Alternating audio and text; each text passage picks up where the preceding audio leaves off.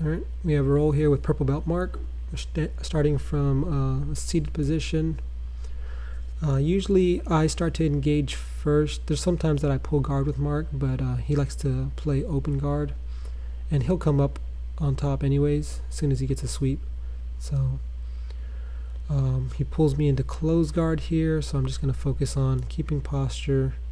I grab a sleeve and step up with that same leg. You never want to step up without a sleeve grip or with the opposite leg first.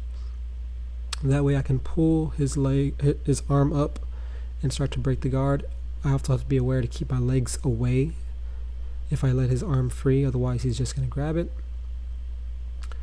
So from here, he's trying to keep a foot on the hip and go for a sweep. So I'm just using my knee pressure behind his thigh and start to pin his leg down. I really want to walk past his legs, but from here he turtles up and then goes for a quick takedown, which was nice.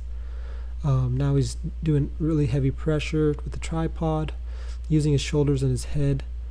I try to come over the top to attack a triangle, but it looks like it was unsuccessful. So we reset. Marc also suffers sometimes from breathing issues. I don't know if it's just something that he does, so he has to sometimes reset a little bit, catch his breath, but usually doesn't affect his jiu-jitsu. He has really good jiu-jitsu and pretty good pressure. He's pretty strong, so those are all nice qualities to have. Looks like he's wrapping up my head a little bit. I'm just holding onto his belt to keep my arms safe. I don't know if I'm trying to shoot. Yeah, I was thinking here I was going to try to either shoot for half guard or shoot for close guard. Looks like I was pretty much getting in close guard even though my legs are not completely wrapped. So now I'm starting to put my feet on his hips to keep his forward pressure away, using my knees on the inside as well, like a double knee shield. Looks like I might want to go for a sweep, but he was able to pull that leg up.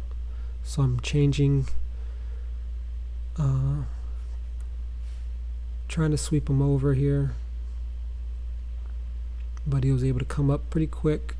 I didn't have any real control. It was more of a scrambly sweep, not an official named sweep, so to speak. Again, you can tell that he's trying to catch his breath there for a second, so I'm not sure how much that affects his jiu-jitsu. I know anytime I'm a little stuffy, it kind of sucks. So, I also can't breathe through my nose 100%, so I definitely understand that sentiment of not being able to catch your breath. So it looks like I'm trying to wrap up a triangle here, but I don't have a really good angle. He's already pretty much in a kind of a smash setup, so I'm just trying to keep my legs together and pull his arm over to the front of him to keep him from smashing me.